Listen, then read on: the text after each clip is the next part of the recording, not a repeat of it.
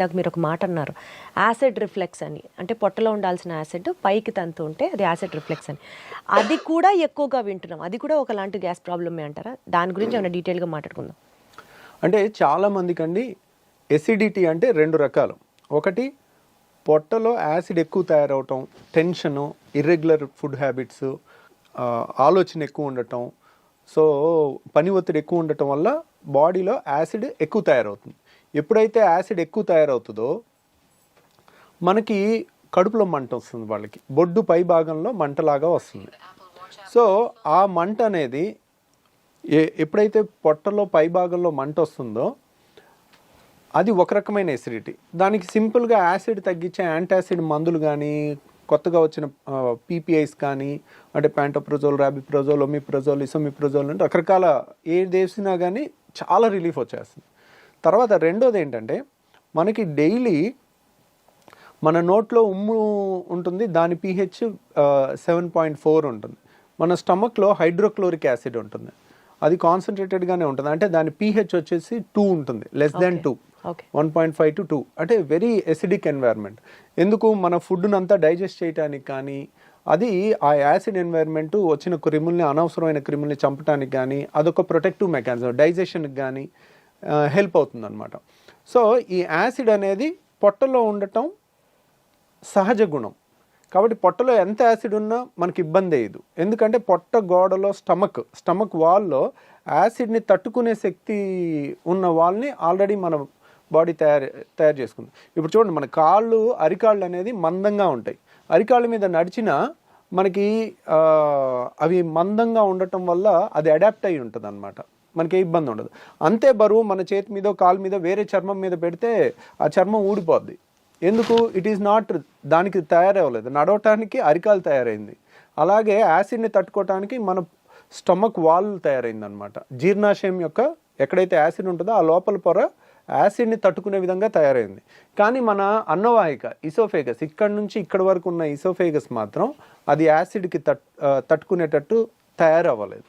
కాబట్టి పొట్టలో యాసిడ్ ఉంటే కొంచెం కడుపు మంట వస్తుంది, చాలా ఈజీగా ట్రీట్ చేయొచ్చు మనం. వాళ్ళకి గ్యాస్ ట్యాబ్లెట్ ఇస్తారు, కొన్ని యాంటాసిడ్ ఇస్తారు, తగ్గిపోతుంది, they will be very happy.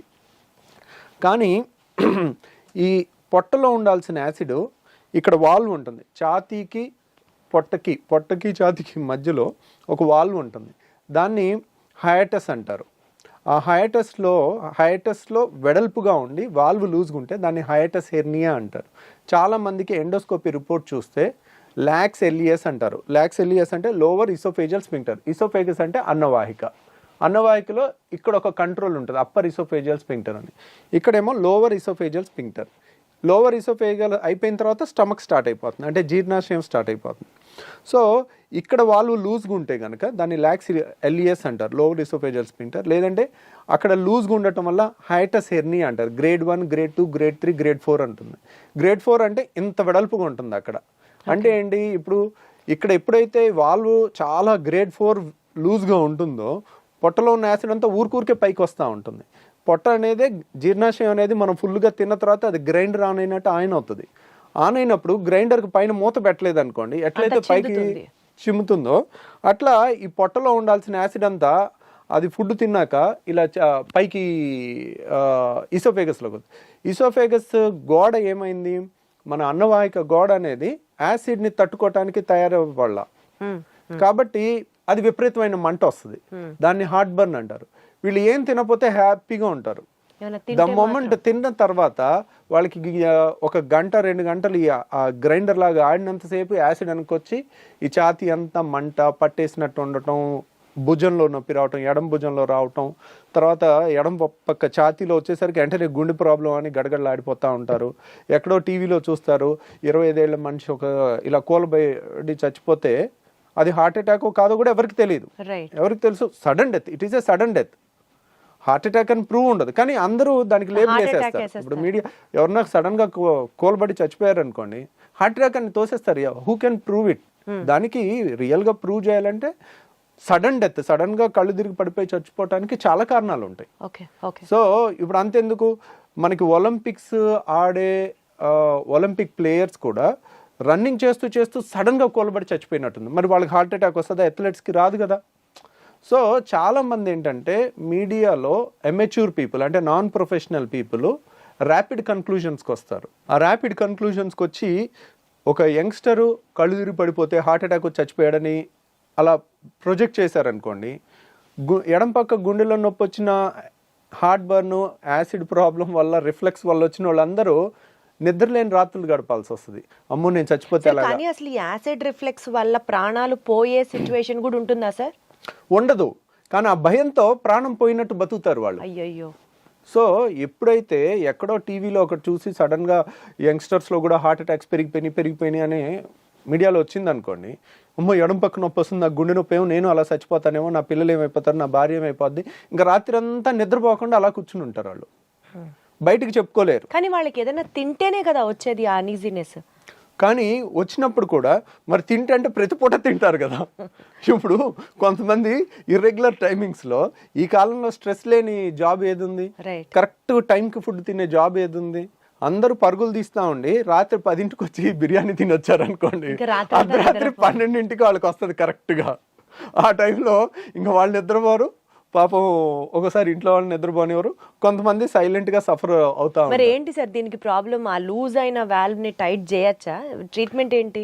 ఇంకా వాళ్ళు ఏం తినకుండా ఉంటారు అంటే గ్యాస్ ట్రబుల్లో చాలా మంది ఇలాంటి పేషెంట్స్ ఏంటంటే వీళ్ళకి మందులు ఇచ్చి ఫస్ట్ తగ్గించవచ్చండి. అంటే కంప్లీట్గా తగ్గించకపోయినా కంప్లీట్గా ఒక వాల్వ్ అనేది స్ట్రక్చరల్ డిఫెక్ట్ ఉంటే it has to be rectified. Okay. Acid ఎక్కువ ఉందనుకోండి, యాసిడ్ని తగ్గించవచ్చు. ఇక్కడ యాసిడ్ ఎక్కువ ఉండటం ప్రాబ్లం కాదు, నార్మల్ ఉండాల్సిన యాసిడే ఉంది, కానీ పొట్టలో ఉండాల్సిన ఛాతీలోకి వస్తుంది. రైట్. సో అక్కడ లూజ్గా ఉన్న వాల్వ్ని సో ఏదో విధంగా టైట్ చేసుకోవాలి. ఆ టైట్ చేసుకునే ముందు మనకి కొన్ని జాగ్రత్తలతో తగ్గించవచ్చు. ఆ జాగ్రత్తలు ఏంటంటే రిఫ్లెక్స్ కేర్ అంటారు దాన్ని. దాంట్లో ఏంటంటే ఒకేసారి కడుపు నిండా తినటం అనేది పెట్టుకోకూడదు. కడుపు నిండా తింటే ఏంటంటే ఈ ఛాతీలోకి ఎక్కువ వెనక్కి రావటం అనేది ఎక్కువ ఉంటుంది. ఇప్పుడు 4 ఇడ్లీలు 5 ఇడ్లీలు పడుతున్నాయి అనుకోండి, వాళ్ళు 2 మించి తినకూడదు. ఒకసారి కరెక్ట్గా గంటన్నర ఆగి మళ్ళీ 2 తీసుకోవాలి, మళ్ళీ గంటన్నర 2 గంటలు ఆగి మళ్ళీ 2 తీసుకోవాలి. ఇంకా దానికి నామోషి పడకూడదు, బాక్స్లో పెట్టేసుకోవాలి. ఎక్కడైనా ఒక 5 నిమిషాలు బ్రేక్ తీసుకోవాలి, పనిలో అయినా టక్ తినేసి అట్లా తెలివిగా చేసుకుంటే కనుక ఒకేసారి ఎక్కువ ఫుడ్ లేకపోతే ఎక్కువ వెనక్కి రాదు, ఎక్కువ యాసిడ్ తయారవుదు, ఎక్కువ వెనక్కి వాళ్ళకి కూడా అంత అనీజీనెస్ ఉండదు అప్పుడు పాపం. ఉండదు. అది ఒకటి. తర్వాత చాలా మంది చేసేది ఏంటంటే చక్కగా 4 ఇడ్లీలో 5 ఇడ్లీలో లేదంటే 3-4 దోశలో తినేసి గ్లాసు నీళ్లు 2 గ్లాసు నీళ్లు తాగుతారు. తాగితే ఇంకా ఎక్కువ వెనక్కి వచ్చేస్తుంది. ఓకే. సో వీళ్ళు ఎప్పుడు కూడా నీళ్లు తిన్న తర్వాత తాగకూడదు, మనకి నీళ్లు తాగాలి. ఒక 4 గ్లాసులైనా ముందు తాగేసేయండి.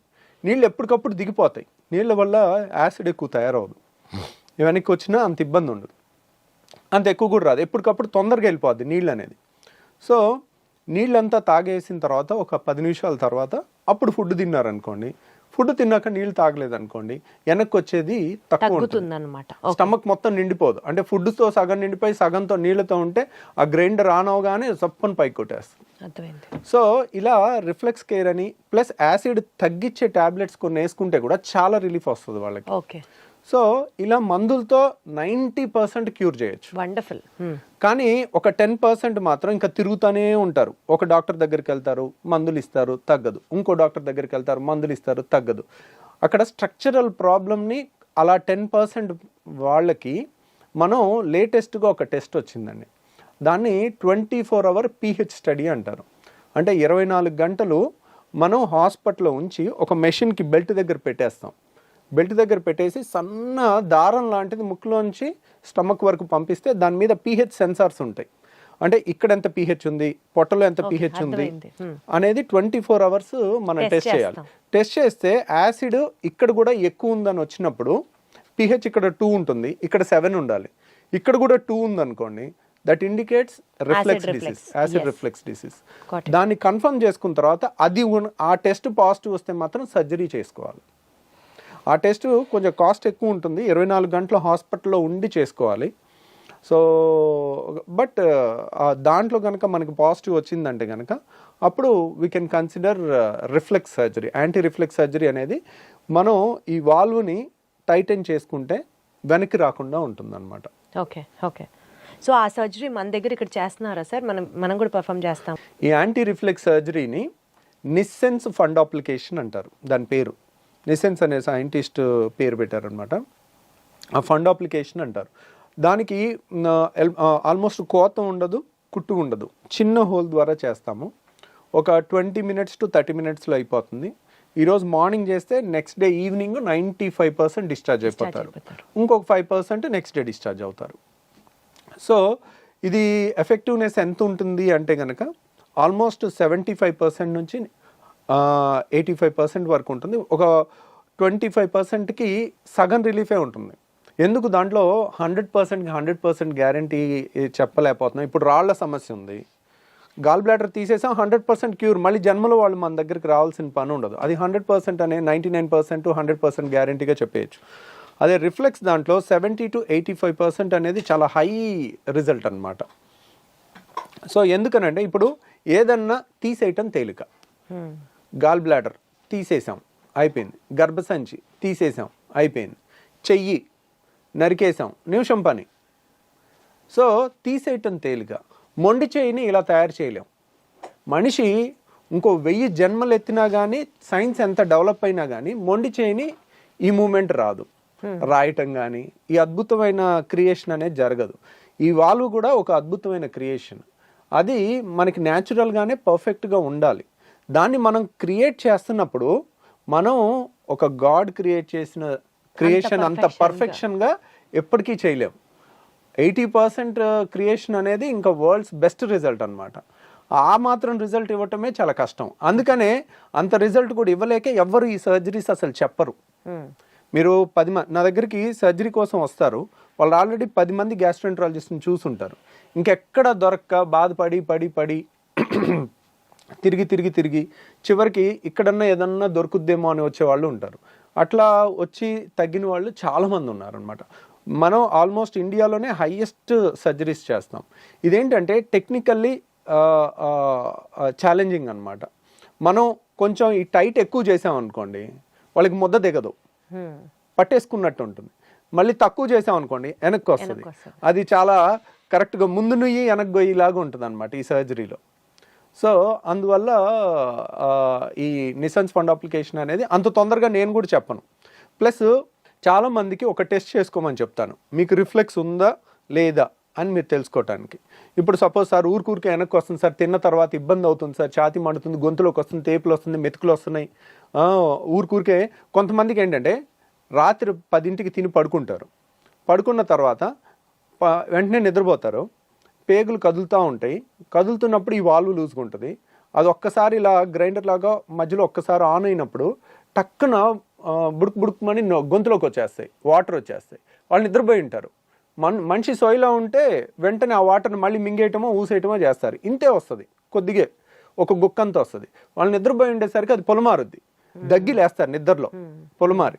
సో ఇది ఒక లక్షణం అనమాట రిఫ్లెక్స్కి. ఇంకొకటి ఏంటంటే కడుపు నిండా తినేసి ఏ మనిషి అయినా, సపోజ్ ఒక 20 ఏళ్ళ కుర్రోడో 30 ఏళ్ళ పర్సన్ మన దగ్గరికి ఈ కంప్లైంట్స్తో వచ్చినప్పుడు కడుపు నిండా 4-5 ఇడ్లీలు అందరూ మీ ఫ్రెండ్స్ అంతా ఎలా తింటారో అలా నువ్వు తిని ముందు కొంగి కాళ్ళతో చేతులతో కాళ్ళు పట్టుకోవటానికి ట్రై చేయి. అప్పుడు ఏమవుతుంది, నువ్వు ఎప్పుడైతే ముందు కొంగుతావో ఈ ప్రెషర్ పెరుగుతుంది. మనం ఇలా ముందు కొంగగానే పొట్టని స్క్వీజ్ చేస్తాం, పొట్టలో ప్రెషర్ పెరుగుతుంది. ఈ వాల్వ్ లూజ్ ఉందనుకోండి వాళ్ళు ఆపలేరు, టక్కున గొంతులోకి వచ్చేస్తుంది. సో ఈ టెస్ట్ అనేది ఎక్కడ పుస్తకాల్లో లేదండి, ఇది ప్రాక్టికల్ అండ్ కామన్ సెన్స్. ఈ టెస్ట్ అనేది మోస్ట్ వాల్యుబుల్ థింగ్. ఎందుకంటే 10 మంది చేస్తుంది మీ ఫ్రెండ్స్, మీరు చేయలేకపోయారంటే దాని అర్థం ఏంటి? ఇక్కడ రిఫ్లెక్స్ ఉంది, వాల్వ్ తేడా ఉంది, దాన్ని సరి చేసుకోవాలి. సో బేసికల్గా లైఫ్ స్టైల్తో మీరు చెప్పినటువంటి తక్కువ మోతాదులో తినడం, గ్యాప్లు ఇచ్చుకుంటూ తినడం, ఇలా చేసుకుంటూ టాబ్లెట్స్ కొన్ని మీరు సజెస్ట్ చేసిన వాడడం ఒక పద్ధతి. అండ్ ఇంకా కాంట్ బట్ అనుకున్నప్పుడు there is also surgery option which is only 80 to 85% accurate. దీన్ని మనం ఇంకా కంప్లీట్గా ప్రివెంట్ చేయడం అన్నది ఇంకా మన చేతిలో లేదు కదా సార్, బికాజ్ అది స్ట్రక్చరల్గా వచ్చినటువంటి చేంజ్ కాబట్టి. సో దాన్ని మనం ప్రివెంట్ చేయలేము. The best thing they can do is మీలాంటి ఒక బెస్ట్ గ్యాస్ట్రోఎంట్రాలజిస్ట్ని సజెస్ట్ చేయడమే, కలవడమే, మీతో మాట్లాడడమే. సో విన్నారు కదండి, గ్యాస్ ప్రాబ్లం అనేది మనం లైట్గా తీసుకోవడానికి ఏమాత్రం లేదు. ఈ రిఫ్లెక్స్ అనేది కనుక ఇందాక సార్ చెప్పినట్లుగా ఒక 2-3 టెస్టులు మనకి అది మనమే చేసుకోవచ్చు, హాస్పిటల్లో అడ్మిట్ అయ్యి చేసుకోవాల్సిన కాదు. ఇలాంటివి గమనించుకుంటూ ఎప్పటికప్పుడు మనకు ఆ రిఫ్లెక్స్ సమస్య ఉందా, మేబీ దీనివల్ల ఇంత ఇబ్బంది పడుతున్నామా అన్న ఒక మినిమం అండర్స్టాండింగ్తో డాక్టర్ని కలవడం చాలా చాలా చాలా అవసరం. Thank you so much sir. Thank you అండి.